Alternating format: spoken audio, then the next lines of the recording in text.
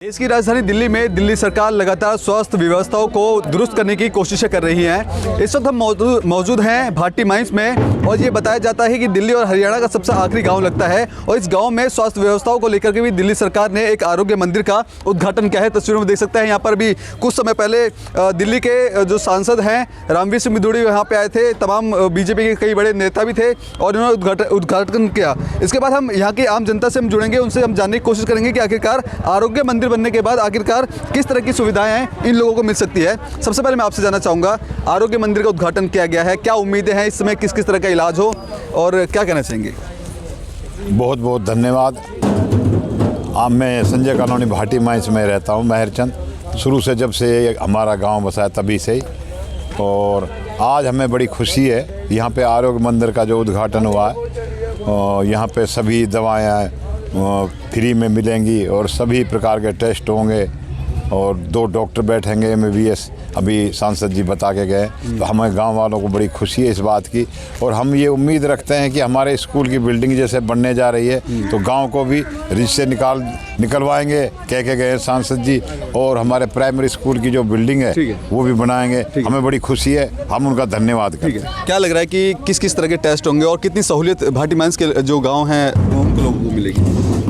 जैसा कि अभी हमें बताया गया कि 127 तरह के टेस्ट होंगे, 12 लोगों का यहाँ मेडिकल स्टाफ होगा जिसमें MBBS डॉक्टर भी होंगे और भी तरह के स्टाफ होंगे।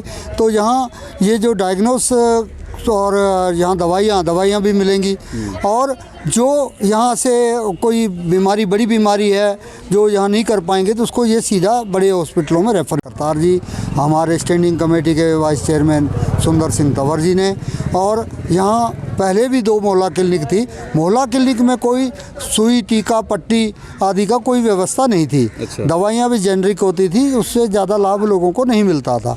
तो इसमें जो है आधुनिक तरीके से सारे टेस्ट होंगे और अच्छे क्वालिफाइड डॉक्टर, स्टाफ और सुविधाएं मिलेगी। इसके लिए हम बहुत बहुत धन्यवाद करते हैं अपने नेताओं। ठीक है दादा, क्या कहना चाहेंगे कि लगातार दिल्ली सरकार स्वास्थ्य व्यवस्था को और दुरुस्त करने के लिए लगातार कोशिशें कर रही है, अस्पतालों के साथ साथ आरोग्य मंदिर भी खुलवा रहे हैं, कितनी सहूलियत मानते हैं और आने वाले समय में कितना कुछ फ़ायदा आम जनता को मिलेगा इसका?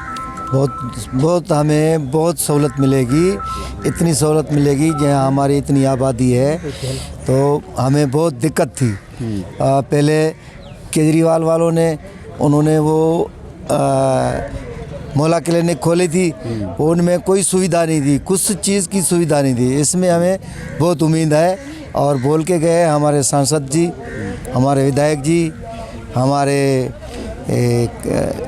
काउंसलर जी, सब बोल के गए हैं कि भाई आपका जो है अब सब कुछ, हमें बहुत उम्मीद है और बीजेपी की सरकार चल रही है उसमें हमारे लिए बहुत कुछ कर रहे हैं। हम बहुत बहुत धन्यवाद करते हैं इन लोगों का। क्या कहना चाहेंगे, क्या अभी आपको बताया गया है किस किस तरह के यहाँ पे टेस्ट होंगे, क्या इसका कुछ चार्जेस तो नहीं लिया जाएगा? नहीं, फ्री ऑफ कॉस्ट रहेगा, सारे टेस्ट जो भी होंगे, दवाइयाँ भी मुफ्त में मिलेगी और सबसे बड़ी बात यहाँ प्रतिदिन योगा कराया जाएगा, वह बहुत बड़ी पहल है, उससे स्वास्थ्य में काफ़ी अच्छा प्रभाव होता है।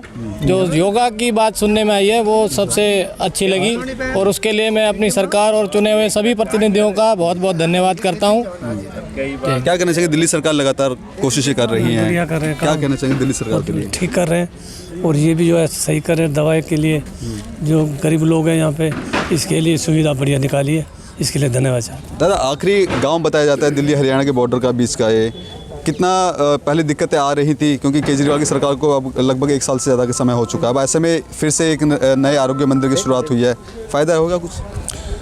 देखिए, सबसे पहले तो हमें फ़ायदा ही होगा, हमारे जो सांसद हैं, MLA हैं और जो हमारे यहाँ काउंसलर हैं, जब से दिल्ली में सरकार आई है मोदी जी की, तो बहुत अच्छे काम हो रहे हैं। हमारा ये गांव जो है बिल्कुल लास्ट बॉर्डर, हरियाणा के बॉर्डर पर है और यहाँ पहले ऐसी कोई सुविधा नहीं थी।